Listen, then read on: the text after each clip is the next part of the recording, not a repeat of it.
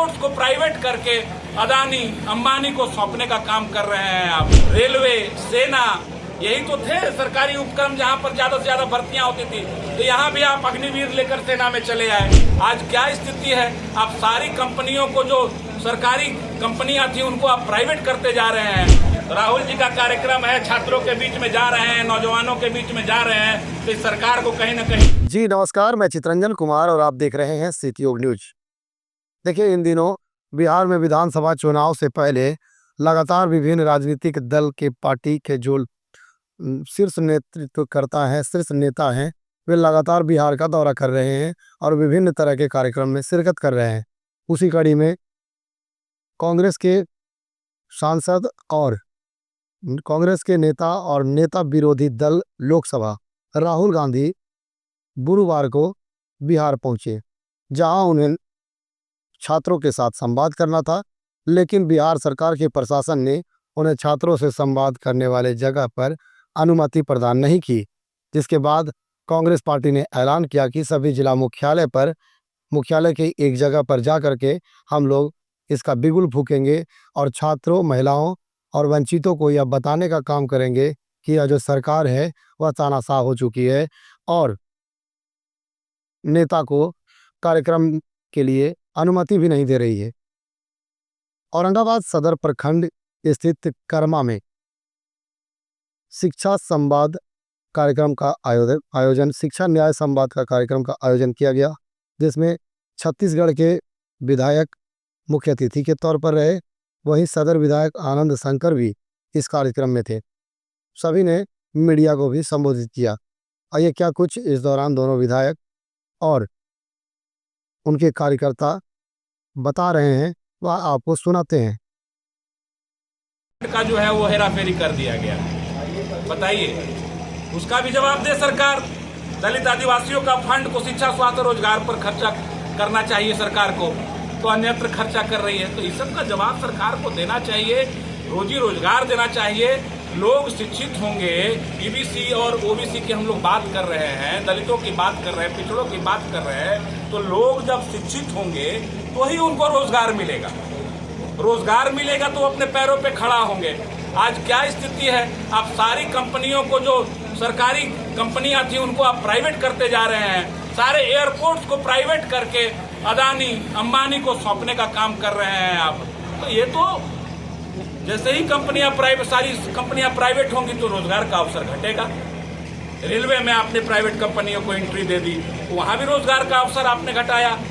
Railway, सेना, यही तो थे सरकारी उपक्रम जहां पर ज्यादा से ज्यादा भर्तियां होती थी। तो यहाँ भी आप अग्निवीर लेकर सेना में चले आए। तो कहानी यह है कि सब जगह आप लोगों को छलने का काम कर रहे हैं, वैसे बच्चों को छलने का काम कर रहे हैं जो गरीब हैं, पिछड़े हैं। उनके पास, उनको रोजी रोजगार के लिए, नौकरी के लिए सेना, रेलवे, ये सभी उपलब्ध था, वहां भी आप प्राइवेटाइजेशन करते जा रहे हैं। तो कहीं ना कहीं इसकी मार तो हम लोगों को झेलनी पड़ती है, गरीबों को झेलना पड़ता है, पिछड़ों को झेलना पड़ता है, दलितों को झेलना पड़ता है। ये तो सरकार शुरू से ही उस एजेंडे में काम कर रही है। 2 करोड़ रोजगार देने की बात की, बताइए कितना रोजगार मिला। सरकार अपना ही जो घोषणा करती है उसी से मुकर जाती है, उसी को जुमला बताने लगती है। तो ये तो चल ही रहा है।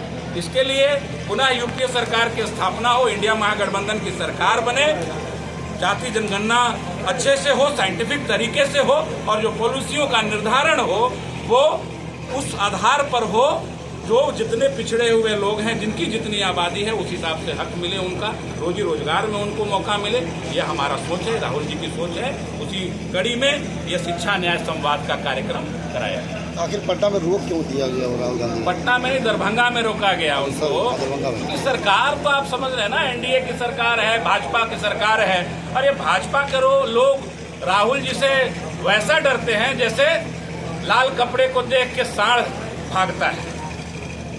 कहीं न कहीं आप समझ ही सकते हैं। राहुल जी का कार्यक्रम है, छात्रों के बीच में जा रहे हैं, नौजवानों के बीच में जा रहे हैं। तो इस सरकार को कहीं न कहीं डर समाहित हो गया है सरकार में, इसलिए इस तरीके के कार्यक्रमों को रोक लगाने का काम कर रहा है। बट हमारा नेता शेरदिल है और वो कार्यक्रम स्थल पर गए, छात्रों को उन्होंने संबोधित किया। अभी तो भारत में पूरी पार्टी जो थी सभी एकजुट थी, लेकिन युद्ध विराम की स्थिति क्यों बनी? मोदी जी को युद्ध विराम क्यों करवाना पड़ा? देखिए, देखिए, सबसे बड़ी बात क्या है कि हर चीज़ का ठिकरा ये लोग विपक्ष पर फोड़ते रहते हैं। ये मोदी सरकार की मतलब की बड़ी उपलब्धि मानी जाएगी कि कोई भी अगर कुछ ऐसा कुछ होता है तो उसका ठिकरा विपक्ष पर फोड़ दे। तो इस बार की तो स्थिति यह है कि सभी हम लोगों ने मिलजुल कर उनको समर्थन दिया और कहा कि भाई पीओके को भी ले लीजिए और पाकिस्तान को सबक सिखाइए। लेकिन कहानी यहाँ है कि ये सरकार तो अमेरिका से भी डरती है। जो स्थिति है, अमेरिका के प्रधानमंत्री प्रेसिडेंट आके बोल देते हैं कि हमने बोला कि व्यापार नहीं करेंगे आप लोगों से, तो युद्ध विराम कर दिया उन्होंने। ये सरकार तो मैं समझता हूँ कि बड़ी डरपोक सरकार है और हर चीज़ में यू टर्न मारती है। केवल चुनावी प्रोपेगेंडे के लिए ये सब काम हो रहा है। जो व्यवस्था है उसमें चुनावी लाभ कैसे लिया जाए, यह सोच रहती है भाजपा के और भाजपा के प्रधानमंत्री। जातिगत जनगणना पहले भी हो सकती थी, इस बार बिहार में चुनाव है। आप देखिए, ये तो हमारे राहुल जी, हमारे जो नेता हैं, वो बराबर इस बात को उठाते रहे हैं कि जातीय जनगणना होनी चाहिए।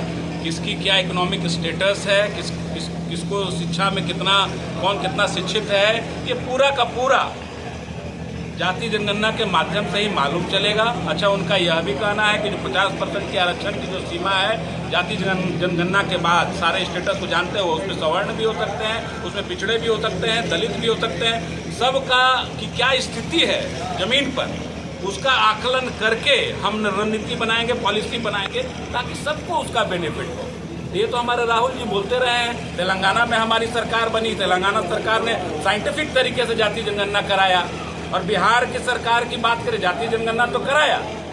इस बात के लिए तो हम सभी विपक्षी दल भी मिलकर उनके साथ खड़े थे कि जातीय जनगणना, और वही डेलीगेशन गया था प्रधानमंत्री मोदी जी से मिलने के लिए। उन्होंने डायरेक्ट मना कर दिया था। आज वही मोदी जी यू टर्न लेकर फिर से जातीय जनगणना की बात करने लगे, वो भी कौन से समय में, जब युद्ध छिड़ा हुआ था, जब आतंकी हमला हो गया था भारत पर, तब उन्होंने इसका अनाउंस किया। ये सरकार तो केवल पॉलिटिकल माइलेज लेने के लिए इस तरीके का काम कर रही है। यह भी मैं कहता हूं कि यह भी जो जातीय जनगणना की बात की है मोदी जी ने, ये जुगलाई साबित होगा। ये जब हमारी सरकार आएगी तो हम ही कराएंगे इसको। यह भी मैं आज आप लोगों के माध्यम से कह देता हूं।